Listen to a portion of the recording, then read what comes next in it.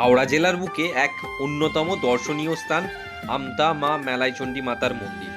আর এই হলো মা মেলাইচণ্ডী মাতার মন্দিরের মূল প্রবেশদ্বার। এখান থেকেই প্রবেশ করা যায় মন্দিরের ভিতরে। মন্দিরের ভিতরে প্রবেশ করার পর এই যে বিশাল আকার যে আটচালাটা দেখতে পাচ্ছেন, আপনারা বিকালের সময় আসলে এখানে অনায়াসেই বেশ কিছুক্ষণ কাটিয়ে নিতে পারবেন। মেন গেট দিয়ে যখন ভিতরের দিকে প্রবেশ করবেন, তখনই ঠিক আপনার ডান হাতে পড়ে যাবে দুর্গেশ্বর মন্দির।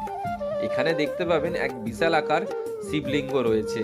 এই দুর্গেশ্বর মন্দিরকে একটু ছাড়িয়ে গিয়ে মা মেলাইচণ্ডী মন্দিরের যে মূল যে গর্ভগৃহ রয়েছে, তার ঠিক বাঁ পাশে দেখতে পাবেন রামকৃষ্ণ, সারদা দেবী আর স্বামী বিবেকানন্দের মন্দির রয়েছে। আর এই হলো আমতা মা মেলাইচণ্ডী মাতার মূল গর্ভগৃহ।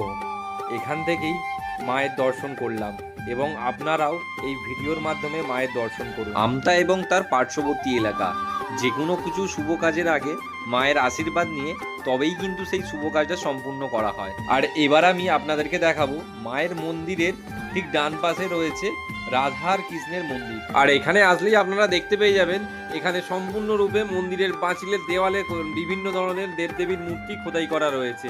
আর সামনেই কিন্তু মা মেলাইচণ্ডী মাতার ধর্মের ঝাঁপ। আর এই ঝাঁপের জন্যই চলছে মন্দিরের বিভিন্ন ধরনের কাজের প্রস্তুতি।